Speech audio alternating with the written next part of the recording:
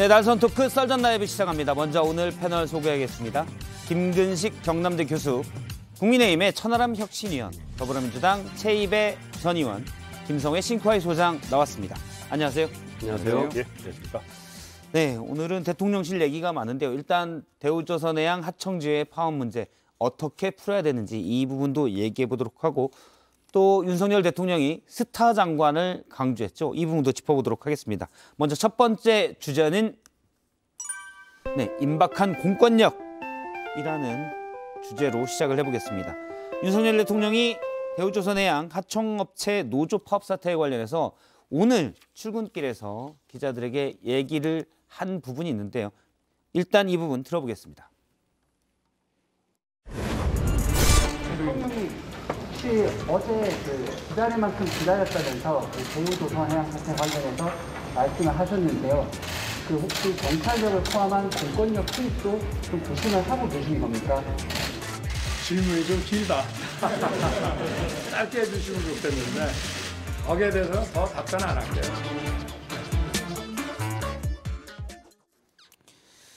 예, 어제 이상민 행정안전부 장관이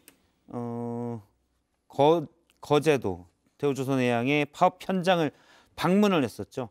또 이정식 고용노동부 장관도 경남 거제를 방문을 했습니다.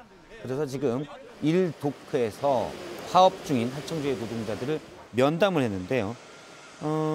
이정식 장관은 힘들게 사다리를 타고 올라가서 얘기를 했는데 15m 고공 농성 중인 노동자들도 차례로 만났고, 지금 저렇게 스스로 1m 안에 몸을 가둔 하청지회 부위원장과도 면담을 했습니다. 이상민 장관은 10분이 채 안 되는 짧은 시간 동안 머물렀었고요. 좀 먼 발치에서 농성장을 보면서 관계자들과 좀 얘기하다가 10분 정도 둘러보고 발길을 돌렸습니다. 이상민 행정안전부 장관이 한 얘기가 있는데 잠깐 들어보겠습니다. 공권력 투입도 당연히 고려하고 있습니다. 다만 여러 가지 희생이나 예기치 않은 문제들이 발생하고 있기 때문에 저희가 최대한 신중하게 고려하고 있습니다. 예, 당연히 고려하고 있지만 신중히 고려하고 있다라고 했습니다. 일단 제가 공권력 투입이 적절한지에 대해서 얘기를 먼저 국민의힘 쪽부터 들어볼까요? 공권력 투입은 할 수 있는 카드 중에 하나지만 최대한 늦춰야 되는 것이고, 가능하면 하지 않도록 해야 된다고 생각을 합니다. 왜냐하면 지금 저기 있는 상황 자체가 굉장히 특수한 상황이고, 공권력을 투입했을 경우에 어떤 일이 벌어질지 사실 예상할 수 없는 위험한 경우잖아요. 고공에 사다리를 타고 올라가야 되고, 저기에 만약에 경찰 병력이 투입됐을 때 만약에 노조원들이 저항을 했으면 어떤 일이 벌어질지 사실 모르는 상황입니다. 예. 지금 임기 초반에 노동자들의 이 파업으로 인해서 이 공권력이 투입돼서 진압하다가 만약에 불상사라도 생기면 이거 사실 걷잡을 수 없거든요. 저는 그래서 가능하면 이상민 장관도 당연히 행정안전부 장관이기 때문에 현장을 가서 둘러보고, 또 이정식 고용노동부 장관도 가서 둘러보고 대화를 나눈 것으로 알고 있습니다만, 가능하면 공권력 투입하지 말고 노사 간의 타협을 통해서 협상으로 이 농성이 풀릴 수 있도록 하는 것이 최선의 방식이고요. 또 그렇게 하도록 노동자 측도 또 회사 측도 그다음에 정부 측도 지혜를 모아서 서로 힘을 합쳐야 한다고 생각합니다.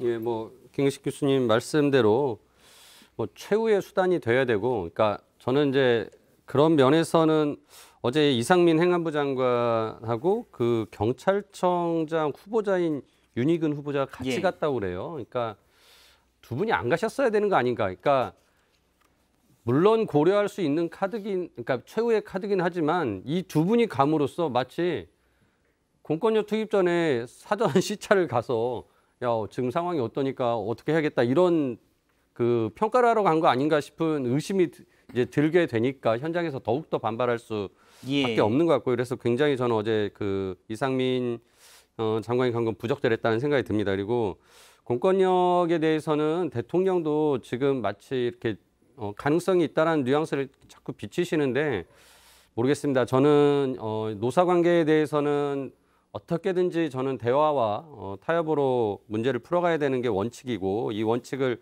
지키기 위해서는 조금은 서로 좀 양보하는 모습, 희생하는 모습이 필요하다라는 생각이 들어서 지금 이정식 고용부 장관이 아무튼 그런 입장으로 굉장히 설득을 하고 있고 지금 고용노동부에 그 공무원 한 분도 남아서 현장에서 지금 예. 계속 설득 과정에서 지금 참여를 하고 있다고 하니까 오히려 정부가 그런 쪽에 더 힘을 실어주는 모습을 비췄어야 하지 않았을까라는 생각이 듭니다. 아니 물론 뭐 두 분 말씀이 다 원칙론적으로 맞는 말씀이시죠. 저도 뭐 당연히 잘 협상이 타결되고 뭐 평화적으로 해결되기를 바랍니다만은 아까 이제 장면에 보면은 뒤에서 이제 피켓 들고 계신 분들 중에 일하고 싶다라고 예. 들고 계신 분들도 많이 계십니다. 지금 대우조선해양 이제 하청업체 노조 파업들이 굉장히 장기화되면서 협력업체 소속 뭐 대표부들뿐만 아니라 협력업체에서 일하는 근로자들도 지금 굉장히 걱정이 많은 상황이고 폐업을 하는 업체들도 벌써 속출하고 예. 있다라는 얘기가 나오고 있지 않습니까? 그러니까 우리 근로자들의 노동쟁의권, 파업권이 헌법상 보장된 권리입니다만은 이 파업권은 다른 근로자에게 피해를 입혀서는 안 되는 것이거든요. 그러니까 본인이 파업하는 것은 할 수 있는데 우리 노동법에서도 보면 뭐 예를 들면 나는 일을 하고 싶은데 일을 하려는 근로자의 출근을 막거나 이런 예. 식으로 가게 되면 다 이건 사실 불법 파업의 영역으로 들어가게 됩니다. 근데 지금 안타깝게도 하청 노조가 물론 절박하셔서 그런 거겠지만 지금 파업을 하고 있는 행태 자체가 원유 운반선을 점거하고 계십니다. 그러니까 원유 운반선을 지금 이제 건조를 해야 되는 상황인데 건조 작업이 이루어지지 못하도록 이제 사실 점거하고 계시거든요. 그러다 보니까 이게 이런 점거가 장기화된다라고 하면은 협력업체 근로자들에게도 해가 끼칠 뿐만 아니라 사실 우리 조선업의 국제 경쟁력이나 국제 신인도에도 영향을 미치는 것이기 때문에 예. 이게 그냥 무작정 장기화되도록 그냥 지켜볼 수 있는 그런 상황도 아닌 그런 복잡한 문제입니다. 김성현 소장님은 어떻게 보시는지? 예, 저는 일단 오늘 파업 49일 차인 것으로 알고 있고요. 이제 좀 놀라운 건 지난주 금요일부터 원청인 대우조선과 하청업체, 노사 간, 사자 간의 협상 테이블이 열려서 테이블에 앉아 논의를 하고 있었거든요. 멀쩡히 얘기를 하고 있는데 대통령이 갑자기 파업을 불법이다 이렇게 선언을 하고 나온 것은 글쎄 윤석열 정부가 저는 회사의 용역 앞잡이를 노릇을 하는 것으로밖에 보여지지가 않습니다. 제가 예. 이렇게 말씀드리는 이유는 특히나 이상민 장관 같은 경우는 좀 너무 신나셨어요. 왜 서울에서 경찰 헬기를 타고 거제도까지 내려갑니까? 되게 우습다고 생각이 들어요. 이분 행안부 장관이 경찰청 지휘권 지금 자기가 얻었다고 되게 신나 있는 건 알겠는데 예. 경찰청장하고 경비국장하고 해서 경찰청장 뭐 지금 후보입니다. 윤희근 경찰청장 후보랑 같이 해서 서울에서 헬기 딱 타고 거제도까지 내려가서 현장 진압 상황 이렇게 헬기를 한번 훑어보고 내려갔다는 거 아닙니까? 이게 뭐 하는 겁니까? 아니 차량이 다 있고 KTX가 다 있는데 예. 헬기를 서울서부터 타고 내려갔다. 이건 뭐 진압하겠다는 의사를 정확히 밝힌 것이고 그 얘기는 뭐냐면 애써 시작한 지난주 금요일부터의 평화적인 협상에 사측에 힘을 실어주는 것이죠. 니는 오늘까지 타결 안 하면 내일 저 경찰이 헬기 몰고 들어와서 진압할 건데 어떻게 할 거냐. 정부가 이런 역할을 해서 되겠습니까? 저는 좀 부끄럽습니다. 물론 장관이나 경찰청장 후보자가 내려가서 현장의 위험함을 알고 섣불리 공권력을 투입하면 불상사가 날 수도 있겠구나 이런 걸 깨달으면 좋겠지만 그랬을 수도 있어요. 그런데 일단 보이기에는 뭐 진압을 위한 사전 답사 또는 압박으로 볼 수 있다는 말씀이신 거죠. 그렇다면 도보로 갔어야지 헬기를 타고 상공을 날아다니는 것은 누가 보아도 경찰 헬기하면 우리가 머릿속에서 자동적으로 떠오르는 굉장히 좋지 않은 옛날의 기억들이 있지 않습니까? 예. 굳이 그랬어야 했을까요? 행안부 장관이? 근데- 경찰청장은 모르겠는데. 그러니까 이제 저는 그게 이제 너무 이제 경찰에 대한 뭐랄까요 안 좋은 이미지 때문에 그러신 것 같고요. 사실 경찰이 어떤 공권력 투입을 하려고 해도 어떻게 해야지 가장 불상사를 줄일 수 있고 그나마 최대한의 안전을 확보할 수 있는지 그 시설을 잘 파악하는 건 중요한 일입니다. 행안부 그리고- 장관이. 그거를 행안부 그리고- 장관이 하는 건 그리고 아니죠. 행안부 장관이 뭐 어차피 간 김에 그 상황이 지휘를 하셔야 어떤- 되니까. 상황이 예. 어떤지 전체적으로 볼 수 있는 것이고요. 그리고 그러니까- 거제도 같은 경우는 다른 교통으로 접근하는 경우에 상대적으로 시간이 많이 걸릴 수 있기 때문에 뭐 헬기를 이용하는 것도 충분히 할 수 있는 것 아니겠습니까? 그러니까 그래서 헬기 타고 간 게 뭐 진압하러 갔겠습니까? 그럼요. 그건 아닌 것 같고 그렇게 이제 보시면 또 그럼 고용노동부 장관도 한 자리 좀 태워서 우려할 가시지 수 왜 또 있을 텐데 고용노동부 장관 빼고 가셨는지. 헬기는 이제 경찰 헬기가 그래도 직접 헬기가 자기 큰데. 관할에 부대에 있으니까 네. 하는 거고. 아 이제 내가 치안 담당이다 이렇게 아니, 해서. 그런 건 아닐 거고 사실 거제는 아시겠지만 교통수단 대중교통을 이용하기가 굉장히 멀어요. 멀고 복잡한 것도 있고 그래서 아마도 무슨 불가피한 사정이 있어서 헬기를 타고 그러니까 갔다고 불가피한 봐야 되고. 사정이라고 하는 것이 그 대통령이 진압을 하러 갔겠어요. 그러니까 대통령이 반도체 모자란다 이러니까 막 갑자기 증원을 2만 명씩 수도권 8,000명 겨우 줄여놓는 대학 정원을 증원한 것처럼 네. 이거 불법 파업이다 하니까 고용노동부 장관이랑 행정안전부 장관이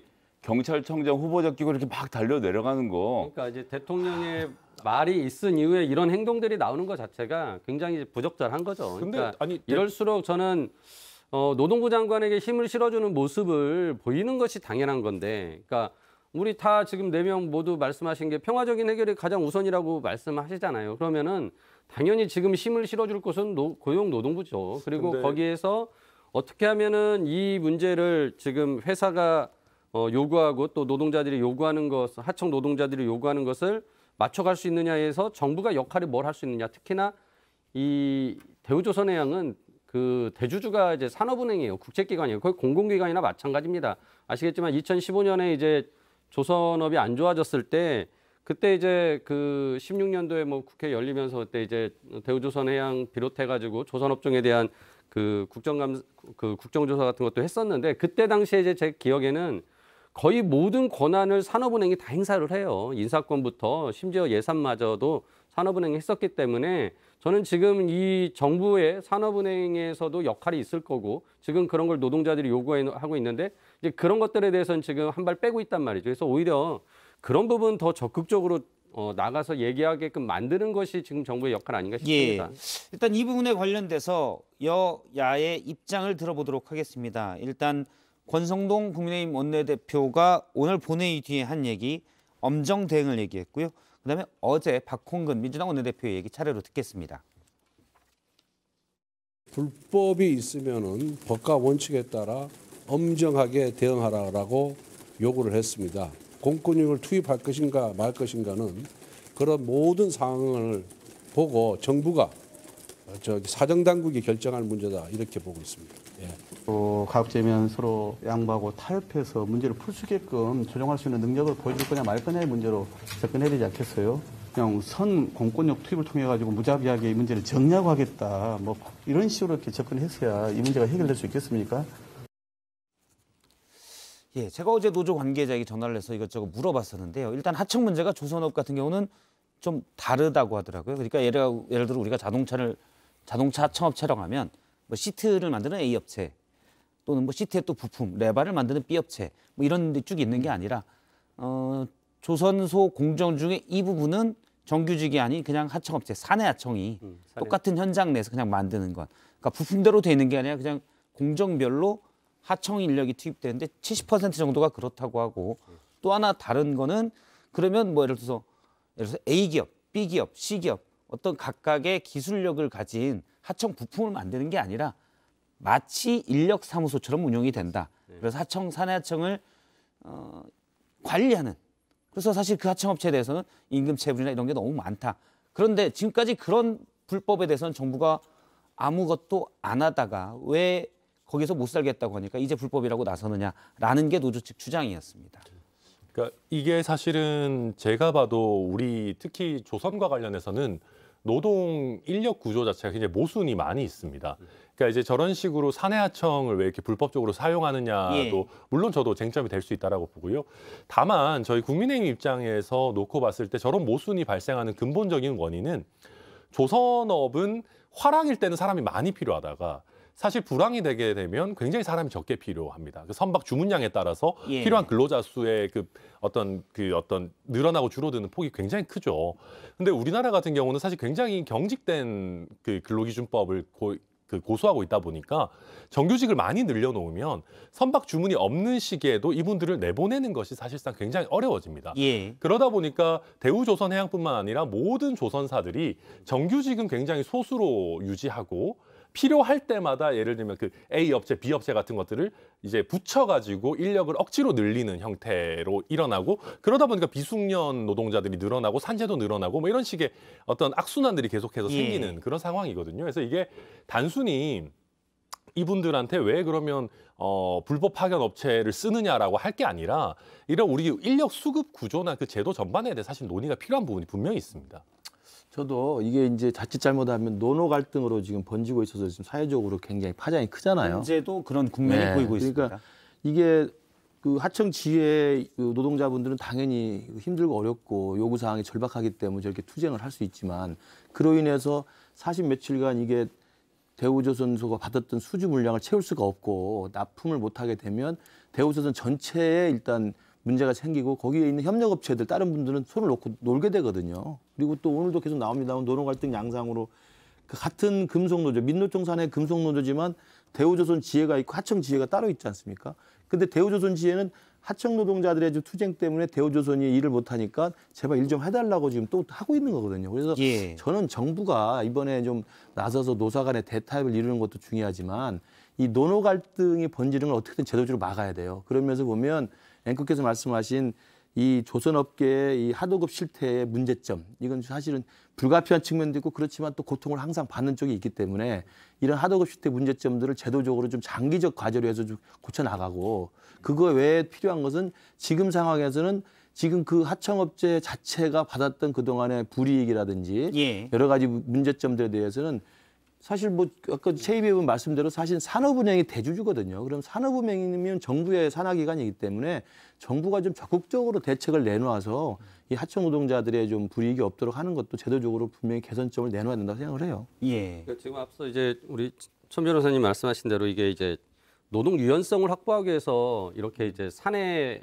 하도급을 하는 거거든요. 그러니까 뭐 그거를 이제 법적으로 이제 허용을 해주고 있는 거죠. 뭐 불법이 아니라 사내 이제 하청을 그렇게 하도급을 할 수 있다라는 거는 열어준 거고 그러면 그것을 제도적으로 운영을 할 때 원청이 나름의 또 책임을 다해서 했어야 되는 거죠. 그러니까 말씀대로 일감이 없을 때는 당연히 그분들 일감 안 주고 그냥 끝납니다. 그럼 그분들 그냥 먹고 놉니다. 결국은 그거는 이제 국가가 사회 안전망으로 또 책임져야 될 부분이기도 하죠.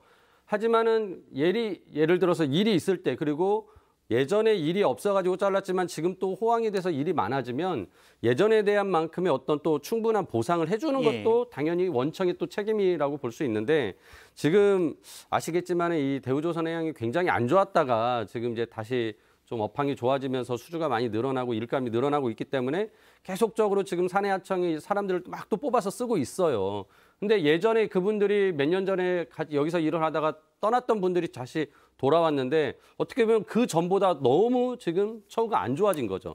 최소한 예전만큼은 더 주진 못하더라도 비슷하게는 유지해달라는 게 지금 요구사항 아닙니까? 그래서 이런 부분에 있어서 저는 그 원청의 어떤 책임이라는 부분들을 우리 조선업종에서 지금까지 계속 논의해왔고 이 부분에 대해서는 진짜 수많은 토론을 했었습니다. 이미 국회 차원에서도 그렇고 정부에서도 알고 있고요. 근데 이런 부분을 결국은 사기업이라고 그 대우조선해양을 그냥 놓고 알아서 판단하라고 내비두니까 지금 이런 일이 발생하거든요.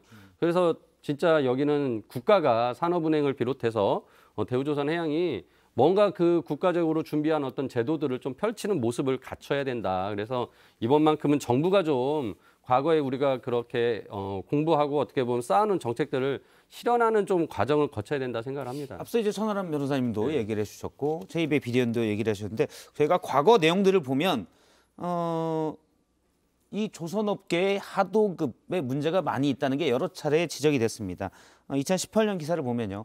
공정위가 대우조선해양 하도급 갑질에 과징금 108억 원, 또 뭐 153억 원 여러 차례 과징금을 내고 2020년에는 153억입니다. 고발을 했고요. 대부분 이런 겁니다. 그러니까 계약서를 제대로 작성하지 않고 하도급을 했고 처음엔 얼마 줄 것처럼 하도급을 했다가 나중에 그렇게 주지 않고 또는 예를 들어서 인력당 뭐 1000시간을 일하는 건데 1000시간 줄 것처럼 하다가 700시간 주든지 800시간 주든지 이게 이제 앞서 언급한 인력사무소 형태로 사내 하청이 이루어지다 보니 이런 일들이 많다는 지적이 여러 번 나왔거든요. 그러면 뭐 이전 정부든 이런 부분에서 해법을 모색하는 게 먼저야 되지 않았나.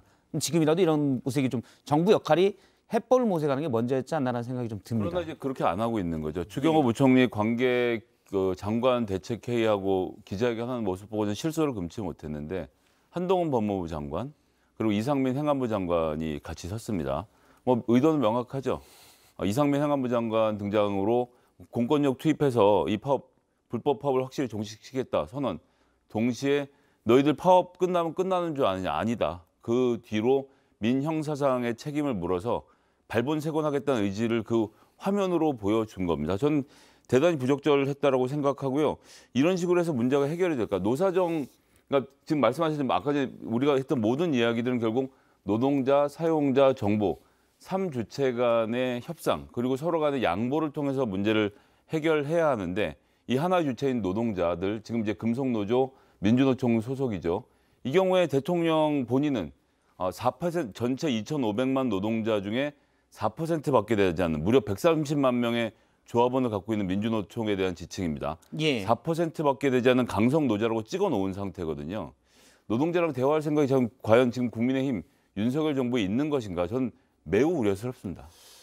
제가 봐도 이런 뭐 불공정한 관행은 당연히 바로 잡아야 되겠죠. 그리고 사실 공정위가 그런 면에서 경제검찰 역할을 하는 겁니다. 사실 이런 면에서 뭐 당연히 과징금도 때리고 이런 것들을 하는 것인데 이게 참 어려운 문제입니다. 이게 참 이 하도급 관행이나 이런 부분들을 법적으로 딱 자르기도 쉽지 않은 문제입니다. 왜냐하면 다양한 회사마다 다양한 관행들이 있기 때문에 이걸 법제화하기 굉장히 어려운 문제고 뭐 노사정 협의체가 잘 가동돼야 된다. 물론 맞는 말씀입니다. 다만 제가 말씀드리고 싶은 거는 저희가 파업 데이 1에 이렇게 공권력 투입을 얘기한 건 아닙니다. 예. 이게 49일째 진행되고 있고 어찌 보면 이게 빨리 타결이 안 되는 경우에는 원칙적인 대응을 할 수밖에 없다라는 것이 또 타결이 어찌 보면 하나의 에너지가 될 수도 있는 겁니다. 그래서 저희가 당연히 그렇게 얘기할 수밖에 없고 그리고 뭐 노조에서 보실 때는 조금 너무한 거 아니냐 하실 수 있지만 불공정한 하도급 관행이 있다라고 해서 지금 노조에서 하고 있는 불법 파업이 정당화되는 것은 사실은 아닙니다. 예. 제가 아까도 말씀드렸지만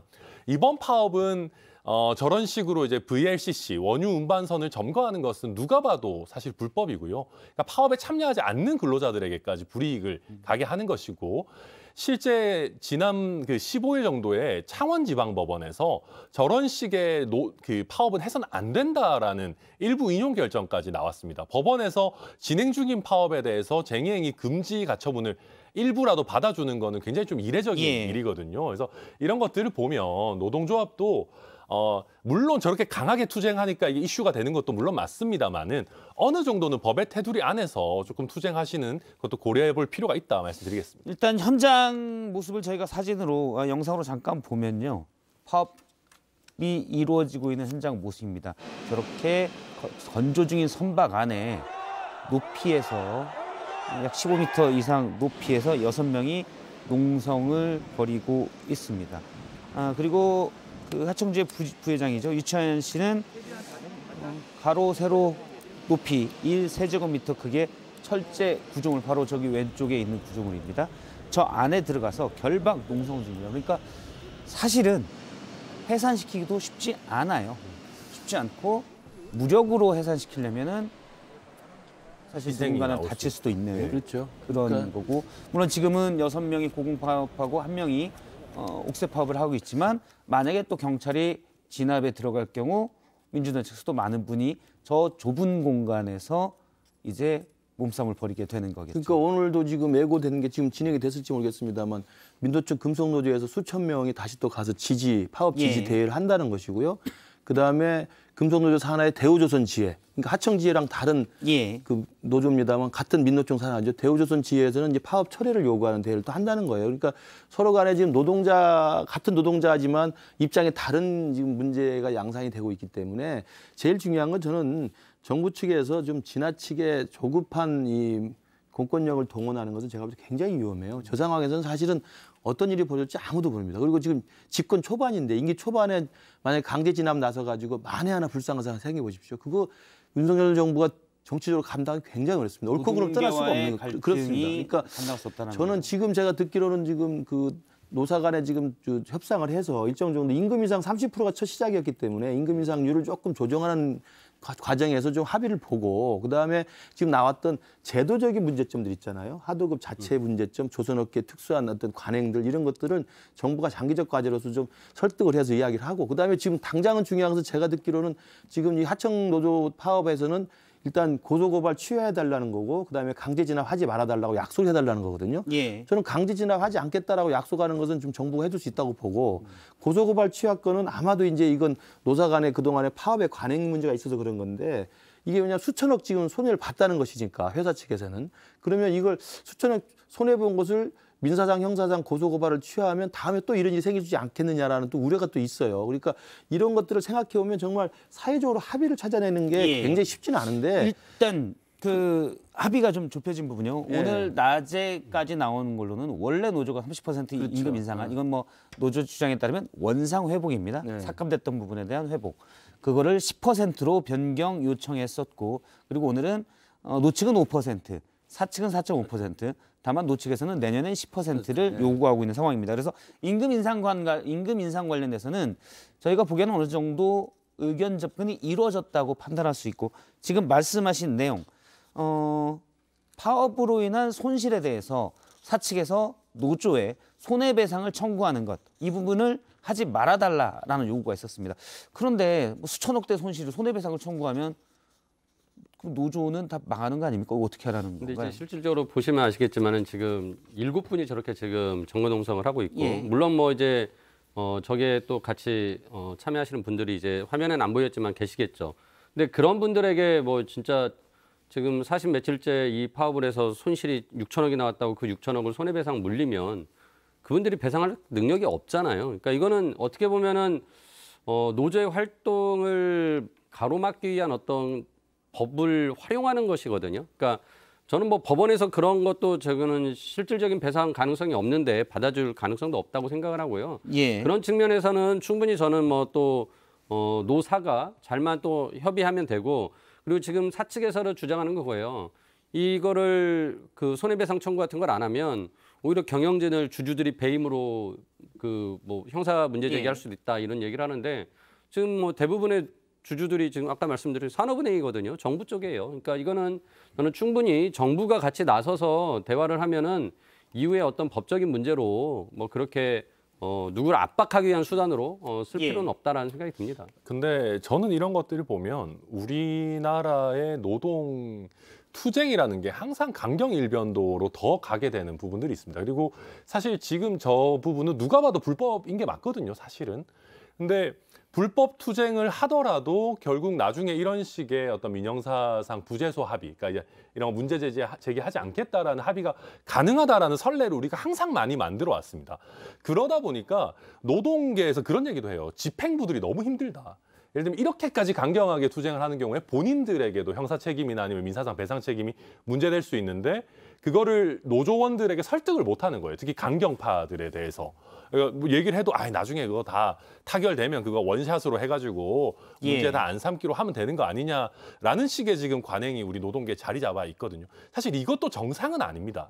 그래서 저도 물론 원만하게 해결되고 저분들에게 몇 천억의 배상 책임을 물리는 게 너무 가혹하다라는 거에는 되게 공감을 하지만 이게 언제까지 이런 식으로 계속 갈 거냐. 그리고 이게 되면 우리도 무감각해집니다. 어지간한 수위의 파업이 아니면 우리도 관심을 안 가져요. 그러니까 이 전체적인 시스템을 저희가 다시 한번 정비해 봐야 되고 그러려면 사실 우리 윤석열 정부가 됐든 아니면 그 이후의 정부가 됐든 어느 정도 일관된 법 집행 가이드라인이 있어줘야 됩니다. 이 선을 넘으면 레드라인 넘으면 공권력 투입할 수밖에 없다라는 기준을 설정해 줘야 돼요. 근데 기본적으로는 대우조선이 지금까지 하도급 업체를 불법으로 쥐어짠 거 아닙니까? 그러니 오죽하면 정부에서 1, 2년 단위로 100억씩 과징금을 물리고 벌금을 물리겠습니까? 거꾸로 말하면 그 돈 물고도 남으니까 하고 있다는 것이거든요. 이게 일단 기본적으로 저쪽에서 불법을 몇 년 동안 저질러서 사람을 반 죽을 지경을 만들어놔서 거기다 꽥 소리를 질렀는데 소음이 크다고 내 귀가 아프다고 손해배상 청구하는 거는 전 다른 게 하나도 없다라고 생각하고요. 근데 그 오죽하면이라는 논리가 굉장히 위험한 겁니다. 그래서 항상 그 목적이 정당하다고 해서 수단이 항상 옳은 것은 아니거든요. 그러니까 저렇게 그러니까 본인들께서 파업하시고 농성하시고 생산 수단이 아닌 곳에서 농성하는 것에 대해서 우리가 뭐라고 그러겠습니까? 그건 당연히 본인들의 정당한 파업권이죠. 근데 저렇게 VLCC를 건조를 해야 되는데 저거를 몇 분 안 되는 분들이 수만 명의 일터를 저렇게 그러니까 이렇게 배타적으로 점유하시는 게 과연 정상적이냐 이 말씀을 드립니다. 끊임없이 불법을 저질러서 2년 단위로 100억, 150억씩 과징금을 맞는 게 전 배임 행위라고 생각을 합니다. 그런 부분에 대해서는 산업은행도 쌩 모른 척하고 있다가 이제 와서 노동자들에 대한 문제 제기만 하는 것들 봐도 그렇고 현대자동차도 이틀 파업한 무슨 3천억 손해다 이렇게 말을 하지만 연말에 가서 보면요. 그 손해 다 없어집니다. 그러니까 그 기간 동안 일을 못했으니까 그런 손해가 났다는 건데 그 뒤에 뭐 잔업하고 일자를 맞춰서 결국은 끝에 가면 6천억 원이라는 손해가 존재하지 않는 손해로 되는 경우들 예전에 파업할 때 많이 봤기 때문에 지금 눈앞에 보이는 손해를 기초로 해서 그리고 외국 같은 경우에는 특히나 손해배상 소송을 이 기업이 노동자와 노조에게 하는 경우가 잘 없는데 우리나라가 이제 법을 개정하는 부분에서 그때 이제 전 이제 아주 잘못했다고 생각하는데 이런 식으로 노동자들의 기본권, 파업권을 막고 있는 것 자체에 대해서 우리가 좀 더 문제의식을 가지고 이 문제를 해결해야지 몇 명의 노조원들의 희생으로 이렇게 마무리 지어서 안 된다고 봅니다. 짧게 말씀드리면 법원은 적법하고 정당한 범위의 파업에 대해서는 손해배상 의무를 인정하지 않습니다. 그 선을 넘는 경우가 문제되는 겁니다. 그러니까 정부도 불법이 있어서 공정위라고 하는 정부기관에서 계속 대우조선에 대해서 이 갑질 논란으로 과징금을 내렸다고 한다면 그 시정해야 될 부분이고요. 다른 조선업계도 사실 마찬가지였습니다. 똑같이 노조도 불법적인 파업을 통해 가지고 이게 법을 어겨가면서까지 손해를 끼쳤다고 한다면 이걸 지켜서 고쳐야 될 일이죠. 그러니까 서로 좀 양보를 해서 한 발짝씩 불법을 저지르는 관행들은 좀 없애는 게 맞다고 보는데 지금 당장은 이제 저 도크를 지금 점유하고 있기 때문에 일을 못 해가지고 문제가 생기는 거고 그 장소에서 7분이 파업을 하고 있음으로써 사실은 파업이라고 하는 정당한 권리가 불법으로 이렇게 변질이 돼 있는 거거든요. 저는 그래서 이런 부분들에 대해서는 모르겠습니다. 이정식 노동부 장관이 사실은 한노총 간부 출신이니까 제발 좀 타협을 해서 뒤에서 좀 정말 조율을 해서라도 정부는 정부대로 손배소 이거 안 하는 걸로 좀 잠정적으로 이야기해주고 노조는 노조 측대로 애초에 주장했던 인상 합의안을 좀 낮춰서라도 서로 합의하고 그렇게 해서 평화적으로 해결될 수 있으면 제일 좋겠어요. 근데 이종식 노동부 장관도 그 조선일보 인터뷰가 오늘 나왔었는데요. 어제는 노조를 설득하고 근데 전날 인터뷰한 부분이더라고요. 인터뷰에서는 뭐 불법 파업에 대해서는 엄정하게 대응해야 된다. 대통령 말이 나왔으니까. 그리고 당연히 그 원론적인 얘기죠. 그런데 이제 파업에 너무 엄격하게 대응해야죠. 사실은 시점상으로 보면 그런 말을 하고 노조를 만난 거고 그다음에 언론에 안 보도 기준으로 하면 노조를 만난 다음에 그렇게 얘기가 된 거거든요. 그래서 이게 과연 이게 협상하자고 하는 그런 모습인가라는 노사 간의 자율 협상이 이루어지고 있으니까 5일밖에 안 되는데 저희 가서 저렇게 헬기를 타고 돌아다니는 볼썽사나운 짓 하지 말고 조금 이번 주말까지 기다려보는 게 정상적인 대응이 아닌가 생각합니다. 알겠습니다. 저희가 이 얘기는 여기까지 하고요.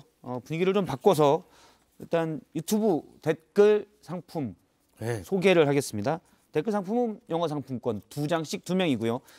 의견, 저희 주제에 대한 의견, 패널에 대한 의견, 프로그램에 대한 의견 보내주시면 좋은 의견을 선정해 소개하고 무작위로 2명씩 골라서 보내드리도록 하겠습니다. 인생은 운이다라는 철학 안에서 무작위로 선정하고 있다는 점을 여러분들이 양해해 주시기 바라고요. 다음은 기다리시는 강지영 아나운서의 썰픽입니다. 네, 썰픽입니다. 2위부터 보시죠. 이준석의 춘천 닭갈비. 당 윤리위 징계 후에 전국을 돌고 있는 이준석 국민의힘 대표. 어제는 춘천에서 2030 당원들과 닭갈비를 먹으며 이렇게 이야기를 나누는 모습이 포착이 됐습니다. 윤리위 징계에 대해서도 처음으로 입장을 밝혔는데요. 자신이 징계 처분을 수용했다는 한 언론 보도를 반박하면서 윤리위 판단에 대해서 따로 말하고 싶지 않다. 그들이 한 판단에 대해서 국민들에게 잘 해명할 수 있기를 바란다라고 전했습니다. 최근 윤리위는 대법원 유죄 판단을 받은 김성태, 염동열 전 의원에게 당원권 정지 3개월 징계를 내린 바 있습니다. 자, 1위 보시죠. 권력의 사유화, 반드시 대가 치를 것. 박홍근 민주당 원내대표가 국회 본회의 교섭단체 대표연설에서 윤석열 정부를 향해 권력을 사유화하고 있다라고 비판했습니다. 대통령실 주요 보직에 검찰 출신 측근들이 임명된 것을 두고 박근혜 정부의 청와대 문고리 3인방에 빗대 이렇게 표현했습니다. 대통령의 측근 챙기기는 도를 넘은 지 오래입니다. 윤석열 정부 대통령실은 이른바 검찰 출신 문고리 육상시에 의해 장악되었다는 비판이 제기되고 있습니다. 심지어 탄핵 이런 표현까지 썼습니다. 박근혜 정부 시절 청와대의 공적 시스템을 무력화시킨 비선실세 최순실의 국정농단은 헌정사상 초유의 대통령 탄핵으로 이어졌습니다. 경고합니다. 사적 채용, 측근 불공정 인사 등으로 드러나고 있는 대통령의 권력의 사유화는 반드시 대가를 치르게 됩니다. 국민의힘은 협치 의지가 있냐며 거대 야당의 오만함이라 비판했습니다. 여러분이 픽한 오늘의 썰 무엇인가요? 예, 일단 간단하게 강원도에 간 이준석 대표 얘기부터 잠깐 해보도록 할까요? 김진태 강원도지사가 본인이 이제 경선 공천할 때 단식 농성을 했었는데 그때 이 대표가 이불을 갖다 줬대요. 국회 앞 농성할 때. 네. 그래서 고맙다고 홍삼을 저렇게 주고 활짝 웃는 모습입니다. 홍삼을 받았습니다. 이준석 대표가 이제 그 윤리위에 김성태 전 의원, 염동열 전 의원의 징계에 대해서 이게 국민들이 납득할 수 있겠냐 뭐 이런 식으로 얘기를 했는데 어떻게 생각하십니까? 일단 저도 조금 이해하기 어려운 부분들이 분명히 있습니다. 예. 사실 이제 대법원에서 형사 확정 판결을 받은 분들에 비해서 이준석 대표의 징계가 더 무겁다라는 것 아니겠습니까? 이게 글쎄요, 이게 뭐 제가 생각하기에는 조금 형평을 잃은 판단이 아닌가라고 생각을 하고요. 게다가 지금 윤리위에서는 심지어는 일부 언론에 대해서 김성태, 염동열 전 의원에 대한 사법부의 판단을 좀 잘 못 믿겠다라는 식의 이제 피드백까지 내놨더라고요. 예. 그렇게 하게 되면 그건 굉장히 위험한 길로 갑니다. 저희가 민주당을 굉장히 강하게 비판했던 지점들이 사법부의 판단조차 인정하지 않고 뭐 예를 들면 김경수 지사 때나 이럴 때 대법원의 판결까지 뭐 못 받아들이겠다라고 했던 것들 굉장히 강하게 비판했었는데 저희가 그러면 안 됩니다. 예, 그러면 이제 국민의힘 얘기는 여기까지 듣고 그 박홍근 원내대표가 박근혜 전 대통령이 이래서 탄핵됐다. 그러면서 강력히 경고합니다.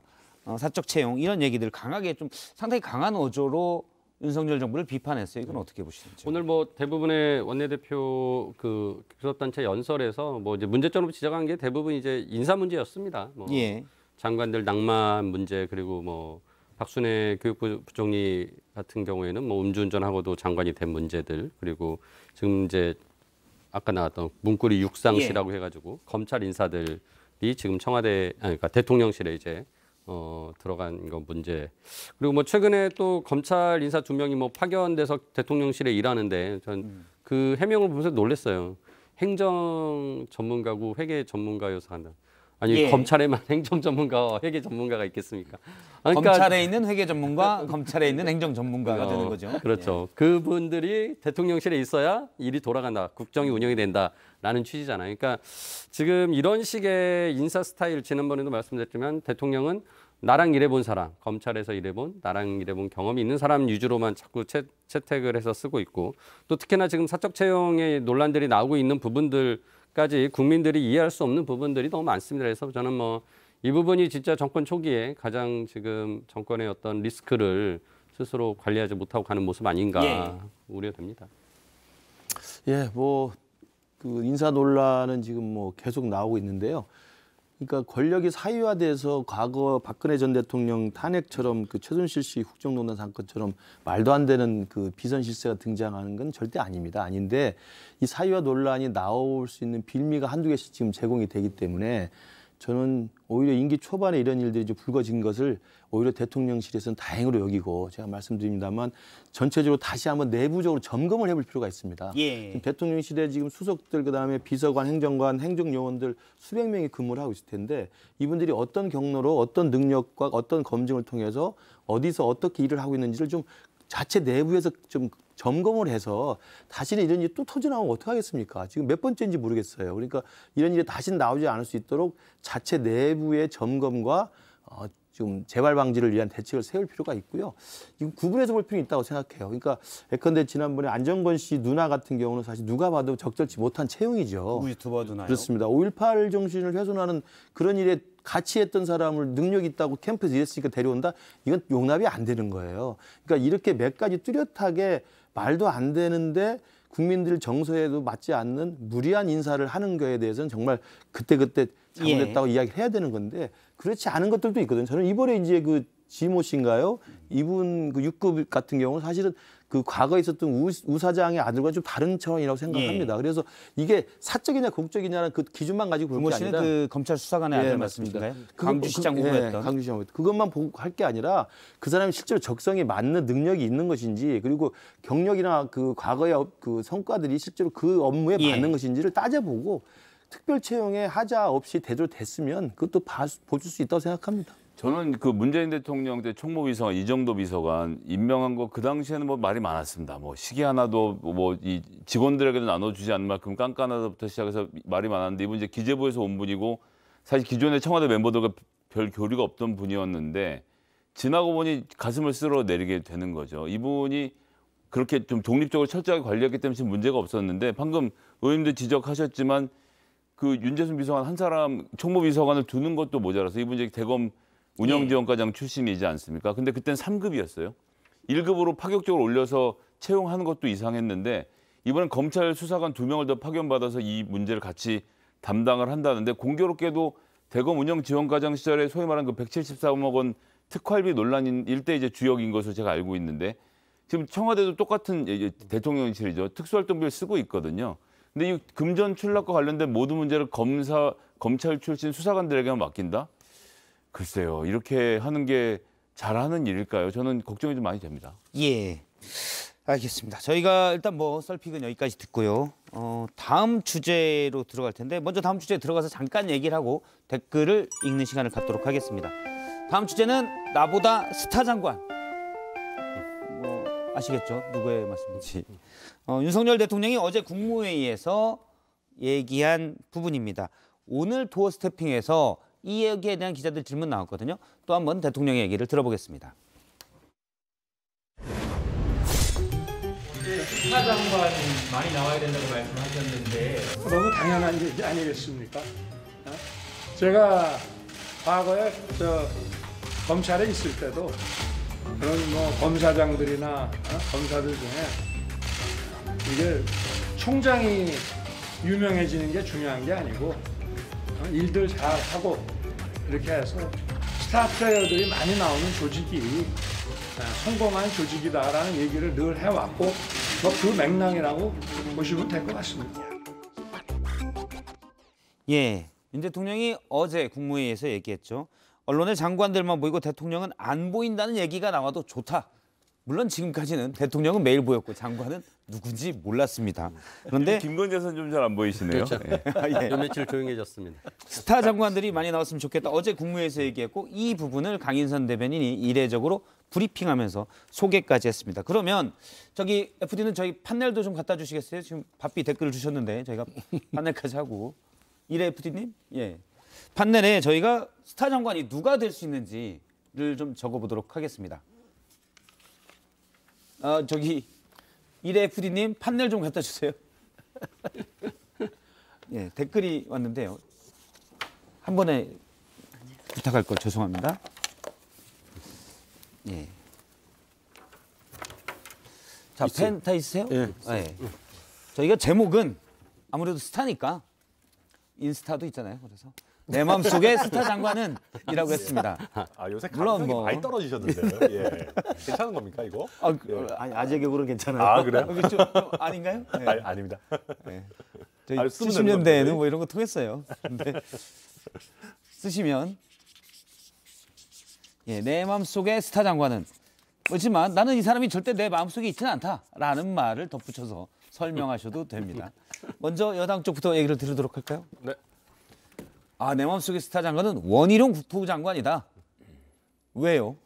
스타 장관이 됐으면 좋겠어요. 됐으면 좋겠다. 그러니까 대통령은 좀 안 보이고 빠지더라도 장관이 좀 나서서 했으면 좋겠다 그러는데 스타도 두 가지 의미가 있죠. 좋은 의미의 스타가 있고 안 좋은 악명이 있을 수가 있어요. 예. 페이머스하고 노토리어스라고 그러잖아요. 그러니까 예. 유명해도 안 좋게 맨투맨이고, 유명할 수 예. 있고 악명이 높을 수가 있는 거기 때문에 눈에 많이 띄고 언론에 많이 나온다고 스타 장관이 아니고 눈에 잘 나오지 않고 보이지 않지만 정책적 성과로 또 국민의 실생활에 좀 도움이 되는 정책적인 업적을 내는 게 좋고 특히 나는 원희룡 장관을 스타 장관이 되길 바라는 것은 이런 굵직한 정치적인 능력과 그 내공이 있는 분이 대통령 주변에서 직원도 좀 하고 예. 조언도 좀 하고 이렇게 했으면 좋겠다는 생각에서 적어봤습니다. 스타 장관이 아직 될지 안 될지 모르겠습니다. 혹시 뭐 송파병에 재건축 이슈가 있다거나 그런 건 많이 있죠.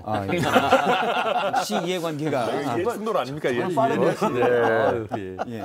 그래서 국토부 장관을 예를 들었습니다. 예. 예, 저도 저희 순천에도 SOC 예산이 많이 필요합니다. 저희 전라선이 그 KTX가 아직 너무 느려요. 제가 서울 오가는 게 너무 힘듭니다. 장관님 보고 계시죠? 네. 이맘때 민원도 아니고 지금 익산 밑에서부터는 그냥 일반 똑같죠, 새마로랑. 아무튼 그와 별개로 역시 저는 국토위를 원하는 국회의원들의 마음을 이제 이해가 됩니다. 아닙니다. 저는 사실 우리 원희룡 장관이나 추경호 부총리 같은 분들이 스타가 되길 바랍니다. 역으로 한동훈 장관이나 이상민 장관이 스타가 되면 저희 정부는 망하는 겁니다. 왜냐하면 그거는 말 그대로 어떤 그런 사정정국 이런 것들만 내세우게 된다라는 것인데 저희가 추미애 장관의 그 안 좋은 예가 있지 않겠습니까? 그러니까 추미애 장관처럼 이렇게 법무부 장관이 뜨지 말고 또 민생을 챙기는 우리 국토부 장관이 뜨기를 바라고요. 그리고 실제 원희룡 장관 같은 경우는 순천에 SOC가 필요하다. 물론 그렇습니다만은 그렇지만 원희룡 장관 같은 경우는 특히 스타성이 원래 있는 분이잖아요. 게다가 지금 부동산 시장도 어느 정도 안정기로 접어들고 있고 급하게 떨어지지 않도록 막아야 될 또 정책적인 대안들도 필요한 중요한 상황이니까 역할 잘해 주시리라고 기대합니다. 그럼 이제 야측의 얘기를 들어볼까요? 판넬을 약간만 높이 올려주셔야 이게 같이 나옵니다.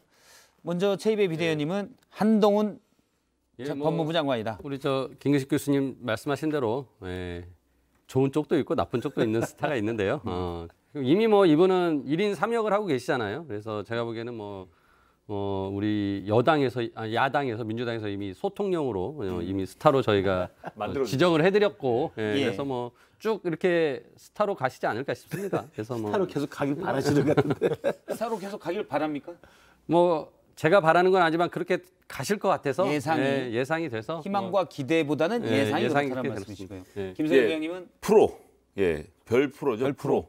프로는 이제 프로세큐터라고 해서 검사를 뜻할 때 우리나라 이제 법조계 은어로 김프로, 이프로, 최프로 얘기하거든요. 그렇죠, 변호사를 이변, 최변 하듯이. 그렇습니다. 검사는 이프로, 최프로인데.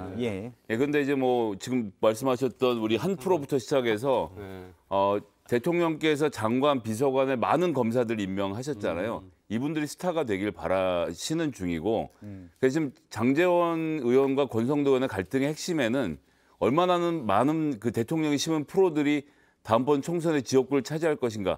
이 문제 때문에 두 분이 좀 많이 싸우고 계시거든요. 그래서 저는 지금 원하는 스타는 다 프로들이다. 검사들이다. 김프로, 2프로, 1프로 라고 보고 있습니다.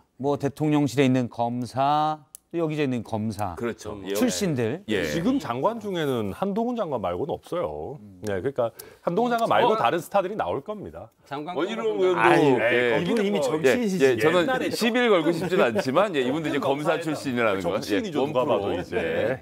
장관 거로 본다면 금감원 하시는 분도 있고 이북현도 있으시네요.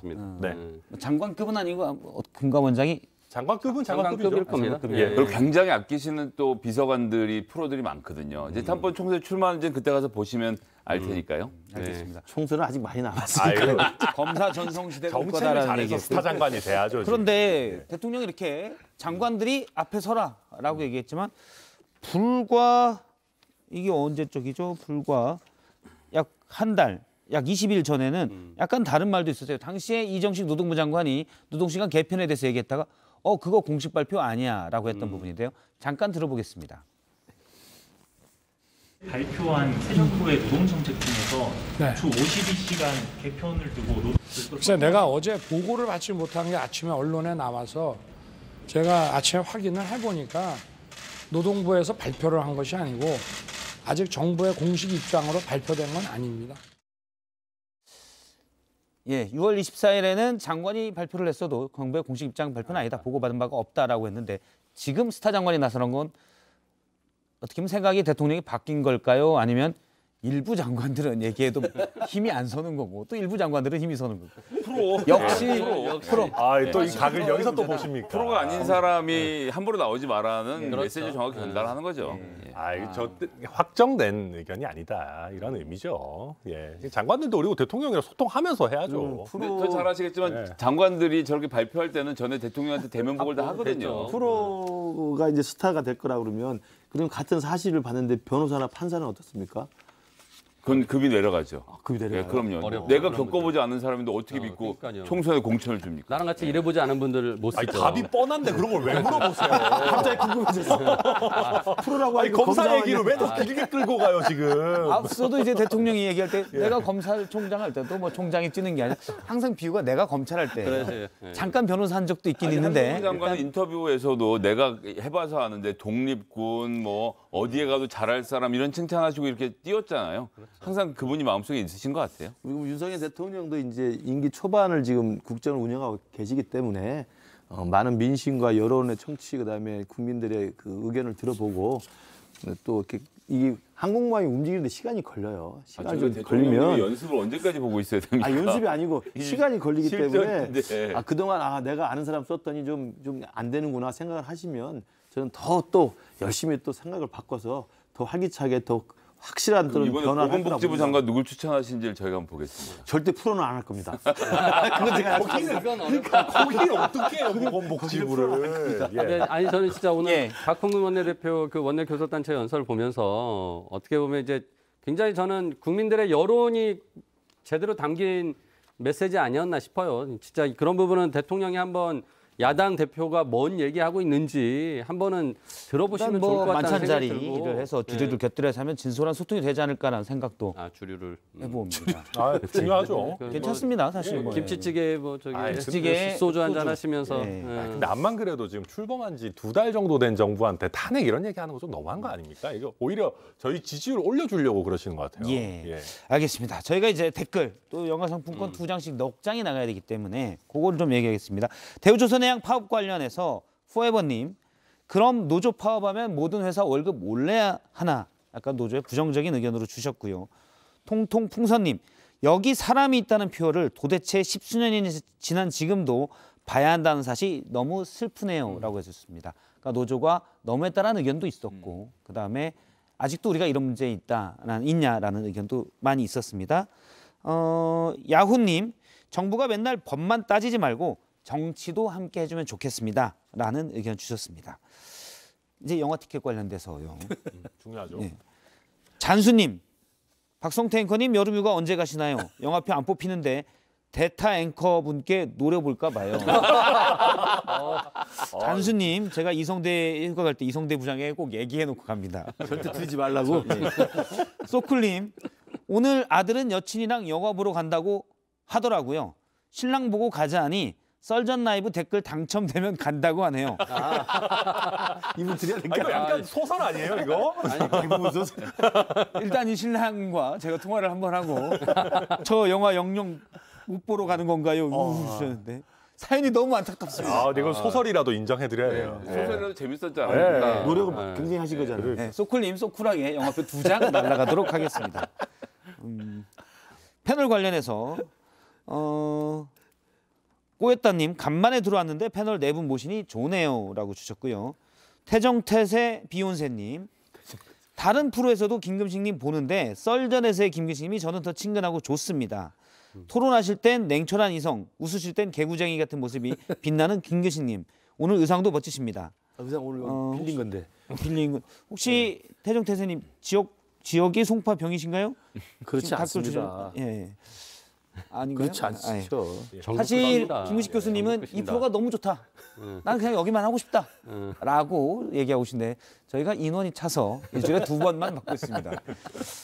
이면진 님도 김 교수님 가서 주셨는데요. 자꾸 윤희석 패널만 밀어주시는 듯 김 교수님도 밀어주세요. 송파병 화이팅.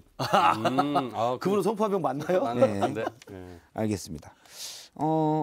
옥순전님, 김성애님 핵심을 쉽게 잘 설명하시네요. 시원합니다. 하시고요. 천하람 위원님 건과 최이배 비대위원님도 있는데 바빠서 여기까지만 듣고 시간이 지금 다음 또 순서가 앞에 좀 짧게 하시다니까 왜들 다들 길게 하셔가지고 일단 선물을 영화표에 대한 직접적인 욕구를 드러내신 두 분께 드리도록 하겠습니다. 잔수님 대타 기다리시고 계셨는데 드리도록 하고요. 그다음에 앞서 말씀하신 신랑이 썰전 라이브 댓글 당첨되면 간다고 하신 분 소쿨님 드리도록 하겠습니다. 오늘 저희 메인 뉴스룸에 최동훈 감독 외계 플러스가 오는데 잠깐 그런 영화도 좋다는 말씀을 드리도록 하겠습니다. 상품권 받으면 영화는 골라서 갈 수 있는 거죠? 그렇죠. 극장은 제한돼 있습니다. 저희가. 극장은 제한돼 있고. 예. 그것도 뭐 이상한 계열사 이게 되나 모르겠는데 어쨌든 저희가 구하기 편해서 구하는 거고요. 예. 알겠습니다. 오늘 내용 말씀 여기까지 듣겠습니다. 고맙습니다. 네, 감사합니다. 3시엔 뭐 하죠? 이제는 3시. 3시 하면 썰전 나이.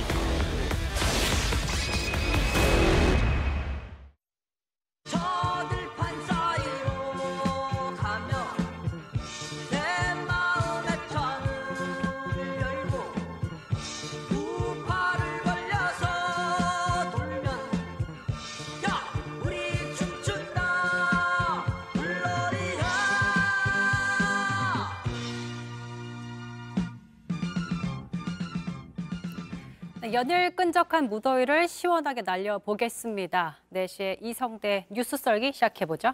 네, 오늘 준비한 재료 바로 보겠습니다. 지지율이 지금 당도 그렇고 정부도 좀 하락하고 있고 각종 논란으로 우려하고 비판하는 목소리가 높아지고 있습니다. 다 저희 부독의 소치다 이렇게 생각을 하고 있습니다. 자, 당대표 시험 합격은 권성동 빨간불 물음표? 약간 음을 타시는 것 같은데 공무원 시험 합격은 한번 해보세요 한번. 공무원 시험 합격은 아무튼 이렇습니다. 패러디가 본물처럼 나오고 있는데 그만큼 최근 대통령실 사적 채용 의혹 관련해서 해명한 그 발언이 부적절하다는 지적을 받아왔습니다. 결국 오늘 권 원내대표 사과를 했습니다. 그렇습니다. 이게 논란이 불거진 게 15일이거든요. 그러니까 5일 만에 공식적으로 사과를 한 거고요. 아까 보신 것처럼 의원총회장에서 얘기를 했고 그보다 앞서서 오늘 아침에 자신의 SNS에서도 송구하다. 청년들에게 상처를 줬다면 사과하겠다. 이것도 뭐 if 조건절이긴 하지만 어쨌든 사과를 한 겁니다. 자, 뭐 그동안 계속 논란이 커지니까 어쩔 수 없었죠. 이렇게 본인이 얘기하지 않았습니까? 강릉 촌놈을 내가 추천했다. 높은 자리도 아니고 9급인데 무슨 문제냐. 최저임금보다도 조금 더 받는 수준이다. 장제원에게 넣어달라고 압력을 넣었다. 이런 식의 이야기를 하면서 더 그 비판 여론이 커졌었던 거죠.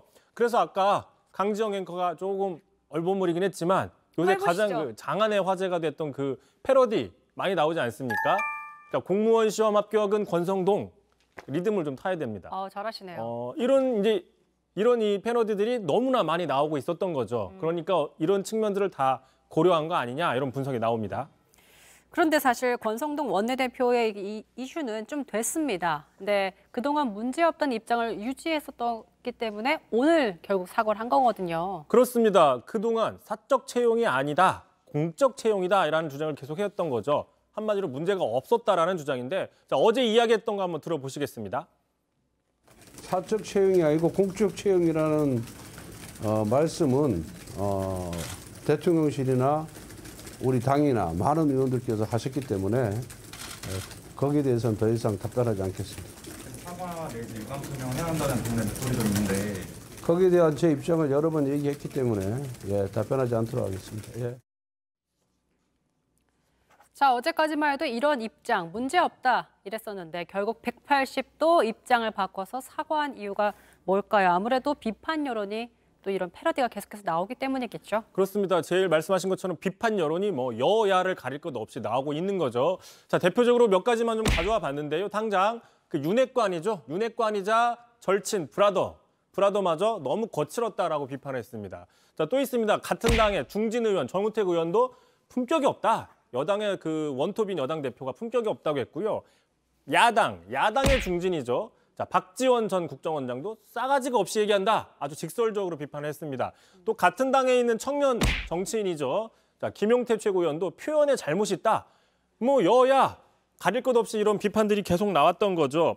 자, 지금 안 그래도 윤석열 대통령 지지율이 지금 하락세인 상황이잖아요. 자, 여당의 원톱 지도부가 이 문제를 뒷받침해줘도 모자를 파내 말실수라고 논란의 중심에 서면서 오히려 발목을 잡고 있다. 이런 분석이 나오는 겁니다. 분명히 부담이 되는 측면이 있을 겁니다. 자, 국민의힘에선 이준석 대표가 윤리위 징계 결정 이후에 일사불란한 모습을 보일 거란 전망이 있었었는데 정작 이 대표가 없는 상황에서 논란이 좀 이어지고 있어요. 그렇습니다. 공교롭게도요. 자, 이준석 대표 한 2주 정도 지나고 있지 않습니까? 이준석 대표가 징계를 받은 이후에 국민의힘 주변에서 벌어지는 일, 뭐 간단하게 정리를 해보면 자, 윤핵관 브라더끼리의 갈등설 나오고 있죠. 자, 그다음에 윤석열 대통령 지지율이 좀 하락세를 보이고 있고요. 또 지금 다루고 있는 이 대통령실의 사적 채용 해명 논란도 나오고 있습니다. 자, 그러다 보니까 이준석 대표 지지층인 그 온라인 커뮤니티 같은 데에서는 자, 이러려고 쳐냈느냐? 뭐 이런 어떤 그 반발들도 나오고 있고요. 일각에서는 자, 이준석 대표가 그동안 분란을 조장한다. 뭐 이런 지적들을 했었지만 그게 아니라 오히려 이준석 대표가 있음으로써 여당 내 난맥상을 가려줬던 거 아니냐. 이런 분석도 나오고 있는 게 사실입니다. 네, 어쨌든 지금 이준석 대표 징계 이후 벌어진 일 3가지가 있었는데 여기에 2가지 정도는 권성동 원내대표가 포함되어 있다는 거. 자, 사실 이준석 대표가 없는 6개월 동안 직무대행 체제는 권성동 원내대표에서 입장에서는 가장 바랐던 그런 그림일 수도 있다. 이런 분석도 있었습니다. 왜냐하면 바로 조기 전대하면은 권성동 원내대표가 출마하기가 쉽지 않기 때문에 결국에 다른 주자들과 달리 좀 시간을 갖고 당내에서 영향력을 좀 키우면서 대표까지 가려는 그런 체제가 있을 것이다. 있는데 어떻게 보세요? 뭐 그런 분석이 많이 있었죠. 자, 강앵커가 얘기한 것처럼 이런 분석들이 있었는데 하지만 이번 사태를 계기로 이 권성동 직무대행의 원톱 리더십에 대한 뭔가 당내 불만의 목소리가 커질 수도 있다. 이런 예상들이 나오고 있어요. 당장 오늘 이제 이런 기사들 많이 나왔습니다. 자, 말이 부른 화근, 권성동 흔들리는 직대 체제, 직무대행 체제 흔드는 여당 내 권성동 내우 외환이다. 아마 이런 식의 그 분석 기사들이 나오고 있는데 자, 말씀하신 것처럼 이준석 대표 사고 상태죠, 지금. 벌이가 아니라 사고 상태입니다. 그래서 6개월 동안 직무대행 체제로 이미 당에서 정리를 했습니다. 권성동 직무대행 체제로 정리가 됐지만 바로 그 권성동 직무대행이 직접 뭐 사고를 친다거나 그 논란의 핵심, 논란을 만드는 상황이 벌어지다 보니 자, 이참에 그러면 지도부를 한번 바꿔보자. 다시 얘기하면 조기 전당대회를 하자라는 주장이 아무래도 나올 수밖에 없는 거죠. 자, 당장 다음 당권 주자로 거론이 되는 김기현 의원 이렇게 주장했습니다. 들어보시죠. 이 위기를 극복할 수 있는 좀 특단의 대책이 필요한 상황 아니냐. 지지율은 날이 갈수록 떨어지고 있고 국정 동력도 점점 약해지고 있는데 자, 원조 윤핵관 장제원 의원과도 갈등설이 불거진 게 사실은 뭐 지도 체제 때문이란 분석도 있었습니다. 자, 권성동 원내대표와 달리 장제원 의원은 다른 당권 주자들처럼 의원이 먼저 조기 전당대회 체제를 주장했다. 이런 얘기도 있었었죠. 자, 그런데 이제 오늘 장제원 의원이 뭐 의총에 나타났습니다. 본회의도 있기 때문에 자, 조기 전당대회는 옳지 않다. 이미 현 체제로 가기로 결정을 한 만큼 그 당 결정대로 가야 된다라고 다시 한번 이야기를 했습니다. 자, 참고로 그러면서 너무나 언론이나 정치권이 자신의 행보 하나하나 일거수일투족에 관심을 보이는 게 좀 난감하다, 불만스럽다라는 이야기도 했는데 한번 들어보시죠. 아니, 당대표가 없는데 무슨 당대표가 누군데요? 그분이나 시켜준대요? 정말 너무 우리 나가지 맙시다. 의원님들 공모임에 참 진짜 정말 좋은 주제가 있어서 가고 싶은데도 가면은 또 해석을 하실 거 아니에요. 무슨 연대가 시동을 걸었다는 둥. 안 가면 왜 안 갔을까? 그 뭐 들으셨겠지만 저 뭐만 하면 숨만 쉬어도 장제원 의원은 정치적으로 해석이 되니 하소연하고 있는 뭐 이런 상황인 겁니다. 뭐 지금 국민의힘 여당의 뭐 현실일 수 있는 건데 자, 오늘 키워드 다시 한번 보겠습니다. 당대표 시험 합격은 권성동 빨간불이냐? 자, 당대표도 넓게 보면 공무원입니다. 어떻게 보면 자, 권성동 대표 공무원 시험 합격에 진심이지 않습니까? 당대표에도 진심인 권성동 직무대행인데 자, 이미 지난 4월이었죠. 이른바 검수완박을 야당과 합의를 했는데 그걸 번복하면서 한 차례 여권에서 리더십 타격이 있었습니다. 자, 이번이 2번째 스트라이크를 받은 셈이다. 이런 분석 나옵니다. 자, 또 오늘 야구로 정리를 하셨는데 야구로 받겠습니다. 앞으로 그럼 삼진아웃 되지 않으려면 공을 좀 신중하게 골라야겠다라는 생각이 드네요. 이성대 뉴스썰 여기까지 하죠. 수고하셨습니다. 괜찮아질까 너의 뻔한 거짓말에도 바보같이 고지고 배로 쉽게 믿어 버린 날들이 나는 가끔 후회가 돼 네, 썰전 라이브 인터뷰 오늘 이재호 국민의힘 상임고문을 모셨습니다. 안녕하십니까? 안녕하십니까? 윤석열 정부, 윤석열 대통령 지금 지지율이 너무 떨어지고 있습니다. 예. 어떻게 생각하십니까? 좀 걱정이 많이 됩니다. 이제 취임한 지 두 달이요. 조금 지났는데, 근데 특별한 무슨 일이 있어서 사건이 있어서 지지율이 빠졌다 그러면 그건 뭐 처방도 쉽게 할 수가 있고 또 반등할 수 있는 기회도 가질 수 있지만은 지금 이 지지율이 떨어지는 거는 뭐 특별한 사건이 없이 그냥 취임 2개월 만에 그냥 전반적으로 이게 윤석열 대통령에 대한 그 지지가 떨어지는 것 아닙니까? 예. 그 이거는 뭐 한미 FTA랄지 광우병이랄지 옛날에 보면 그렇습니다. 그런 것들, 예. 그런 것들이 아닌 어떻게 보면 가랑비에 옷 젖는 듯한 그런 겁니다. 그러니까 이게 그동안에 잘하는 것도 꽤 있었거든요. 뭐 청와대를 국민들 앞에 돌려준다든지 예. 또 국민 통합을 위해서 광주 같은 데 뭐 전부 다 내려간다든지 또 본인이 아주 그 소탈하게 격을 가리지 않고 그러니까 대통령의 권위적인 그런 그 대통령의 문화를 상당히 그 벗어 던지고 국민과 가까이 그 가려고 하는 이런 것들 그런 좋은 점도 있었는데 그러나 국민들은 그런 거는 잠깐이고 국민들 피부에 와닿는 거는 문재인 정부와 뭔가 달리 국정을 운영할 거라고 생각하고 정권을 교체를 했는데 결국 정권 교체해놓고 한 2달 지나 보니까 뭐 지난 정부와 뭐 별방 다를 바가 없다. 인사 문제도 그렇고 뭐 경제 문제 해결하는 것도 뭐 그렇고 매사가 정권 교체의 진정한 의미를 아직 못 느끼겠다. 이래 되니까 이제 대통령 지지도가 48%였잖아요. 지금 지지도는 대통령 찍어줬던 그 표도 지금 유지를 못하고 있는 것 아닙니까? 득표율의 3분의 2 정도가 됩니다. 지금 32%세니까요. 그렇죠. 예. 그러니까 이거는 상당히 많이 걱정되는 지지율이죠. 그러네요. 윤석열 대통령이 사실 정치 초보지만 이전과는 다를 것이다라는 그런 기대하는 사람들 때문에 정치 초보임에도 불구하고 된 건데 그냥 초보였구나라는 생각을 갖게 된다면 또 이제 떨어지는 거죠. 윤석열 대통령이 그 아주 정치인 그런 출신이 아니기 때문에 그야말로 검찰 출신이기 때문에 뭔가 지난 정치인들과 달리 뭔가 좀 아주 혁신을 하고 개혁을 하는 것도 아주 그야말로 혁명적으로 뭘 좀 할 거다. 그래서 문재인 정권 하에서 스트레스 받았던 국민들이 뭔가 좀 시원시원하게 비전도 제시하고 나라의 방향도 제시하고 뭐 이럴 줄 알았는데 이건 뭐 그런 것도 별로 없고 하는 건 소소한 일에냥 소위 그 잔매 장사 없다고 아니 뭐 소소한 걸로 그냥 지지율이 빠지기 시작하니까 그러니까 그러면 제가 바로 요걸 좀 여쭤보고 싶은데요. 지금 한 두 달 남짓 국정의 주도권을 잡고 어떻게 보면 대통령이 가장 힘이 셀 때잖아요. 그렇습니다. 그때 윤석열 대통령이 2달 남짓 모습을 봤는데 앞으로 잘할까요? 글쎄요. 잘해야 되는데 그 2달 동안에 그 해오신 걸로 보면 우선 청와대의 참모들이 안 보이잖아요. 내각에는 장관들이 안 보이잖아요. 당에는 지도부가 안 보이잖아요. 그러니까 보이긴 보이는데 싸운다는 뉴스만 나오고 있죠. 총체적인 위기라고 봐야죠.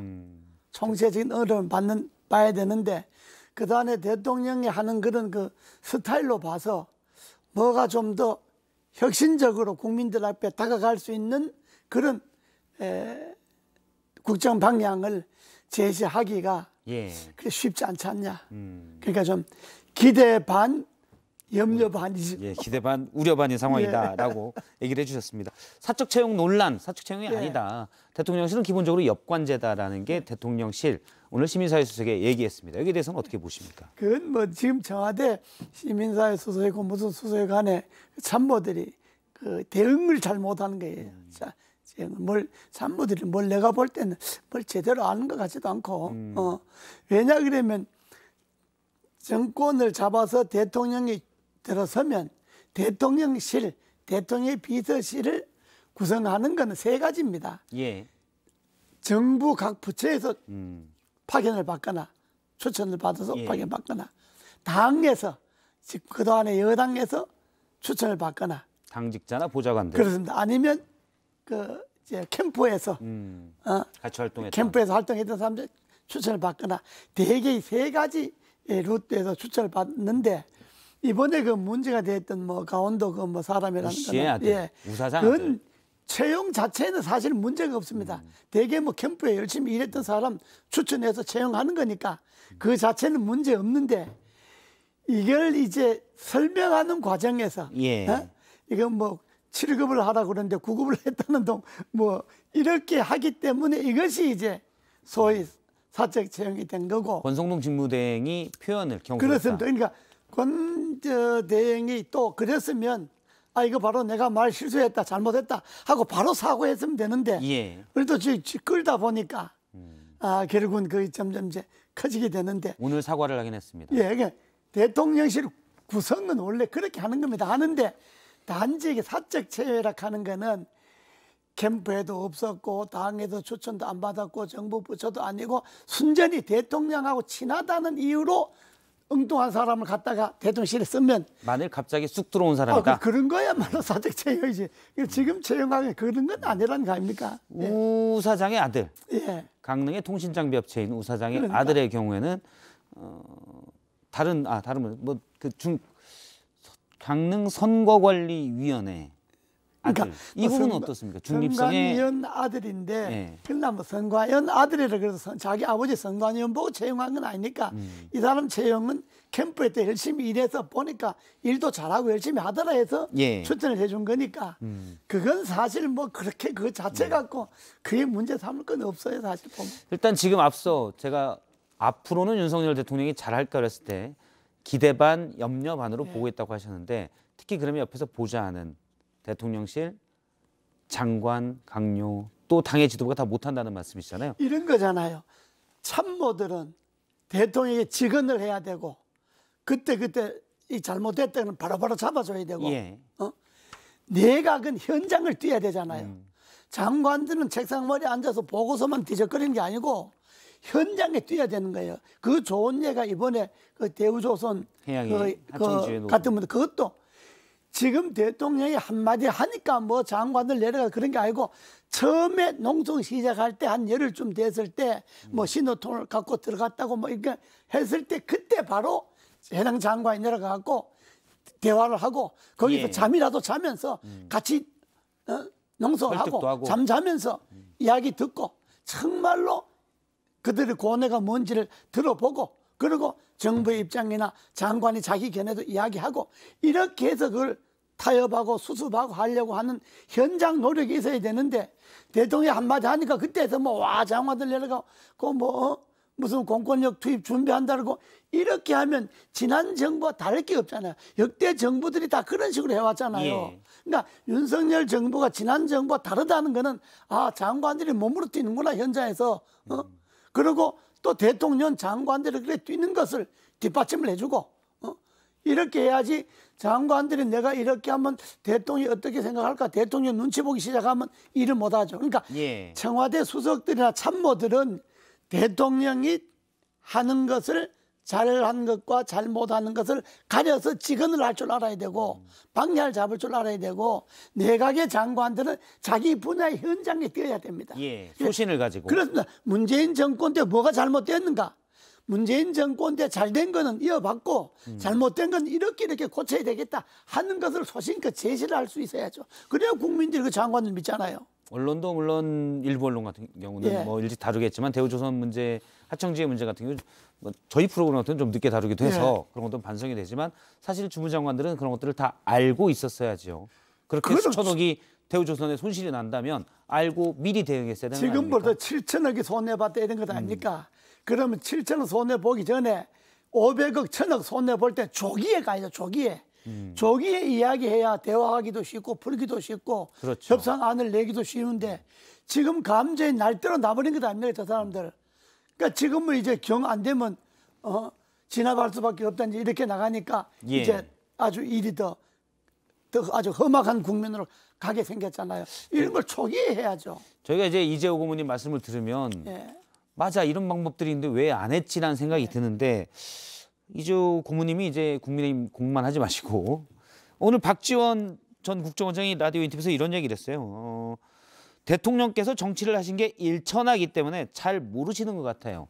그래서 완숙한 경지에 있는 이재호 이런 분들을 정치 고문으로 한번 모셔다가 그런 분들 얘기를 잘 듣는 게 좋은 것 같습니다. 그냥 뭐 저희들 이야기야 현역이 아니니까. 예. 이런 좋은 말씀을 대통령이 좀 많이 들어야 되는데. 이 방송을 좀 잘 들으면 좋죠. 낮에 일해야죠. 뭐 이렇게 방송 들으시면 좀 그렇고요. 그럼 저녁에 누가 딱 갖다 줘야죠. 참모들이 그렇죠. 그날 메모를 해갖고 보고를 해야죠. 맞습니다. 요즘 탈북어민 북송 관련해서 예. 강제 북송이다, 추방이다 여야가 다투고 있고요. 특히 야당에서는 지금 경제도 안 좋은데 전 정권 뒤집기나 하고 있냐라는 비판도 있습니다. 이 부분에 대해서는 어떻게 보십니까? 그거는 야당의 그 말은 원론적으로는 맞는데 예. 그러나 그 말이 야당은 그 말 하기 전에 자기네들 정부에 있었던 일 아닙니까? 그러니까 예. 진실을 밝혀야죠. 이건 팩트가 문제지 않습니까? 우선 16명을 살해했냐 안 했냐도 오늘은 16명이 배에 탄 일이 없다. 그 사람들 탈북할 주민들이었다는 또 탈북민들이 증언이 또 나왔잖아요. 한 탈북민의 증언으로 그러니까, 한기원이 공개한 자료에 따르면 확인할 수는 없지만은 그러니까 지금 북송 문제 제일 중요한 거는 팩트입니다. 예. 사실이 뭐냐 민주당이나 문재인 정권 청와대에 있었던 사람들 이야기하고 지금 국민의힘 이야기하고 다 다르지 않습니까? 예. 지금 토일부나 지금 국방부나 지금 해경이나 이 이야기가 문재인 정권의 이야기를 180도로 완전히 뒤집어 놓은 것 아닙니까? 그런데 민주당 사람들이나 그 당시에 정부에 있었던 사람들은 계속해서 자기네를 주장하잖아요. 그러니까 이거는 오래 끌면 오히려 정치 보복되고 북풍을 예. 이용해 갖고 정권을 유지하려고 그런다 이런 오해를 받으니까 속전속결해야 됩니다. 이미 조사할 거 다 하고 증인 다 들었으면 예. 빨리빨리 사실을 마무리해서 국민들 앞에 진사한 이겁니다. 하고 빨리 마무리 지어서 처리할 거 처리하고 해야지 이걸 자꾸 뭐 말만 자꾸 국민의힘 조사단에서는 그대로 발표하고 민주당 조사단에서는 그대로 발표 이렇게 해갖고는 국민들이 혼란스럽고 조금 더 가면 짜증나죠. 그래서 먹고 살기 힘든데 과연 뭐 하냐라는 얘기가 나오죠. 그러니까 어쨌든 말이냐 뭐 어느 게 진실이란 말이냐 빨리 수사를 하든지 조사를 예. 하든지 해갖고 팩트를 갖고 국민들 앞에 진실을 이야기하고 그 진실에 따라서 처리를 해야지 정확한 부정확한 근거를 갖고 처리하는 거는 그건 정의가 아니잖아요. 정치 공세나 그렇습니다. 정치적 움직임만 된다. 예. 알겠습니다. 오늘 이재호 국민의힘 상임 고문의 또 주옥 같은 얘기를 들었습니다. 고맙습니다. 감사합니다. 네, 썰전 라이브는 여기까지입니다. 계속해서 정치부 얘기가 이어지고요. 저희는 내일 오후 3시 10분에 뵙겠습니다. 고맙습니다.